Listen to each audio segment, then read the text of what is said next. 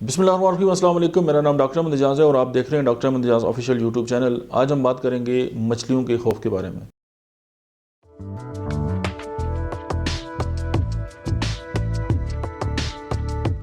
یعنی کوئی بھی انسان جو ہے وہ مچھلی کو دیکھتا ہے، چاہے وہ زندہ حالت میں ہے یا مردہ حالت میں ہے، اور اس کو یہ خوف ہوتا ہے، اس کے اوپر گھبراہٹ جو ہے وہ طاری ہو جاتی ہے، اور اس وقت اس کے ذہن میں یہ بھی آ سکتا ہے کہ مطلب ہے کہ ڈیفینیٹلی آتا ہے کہ یہ جو فش ہے اس کی جو گوشت ہے اس کے اندر جو ہے وہ مرکری جو ہے وہ ہو سکتی ہے یا وہ آلودہ ہو سکتی ہے، جس کی وجہ سے اس کو جو ہے وہ بہت زیادہ نقصان پہنچ سکتا ہے۔ تو اس کو ہم کہتے ہیں کہ ایک تھائیوفوبیا، یعنی جو فیئر آف فش ہے۔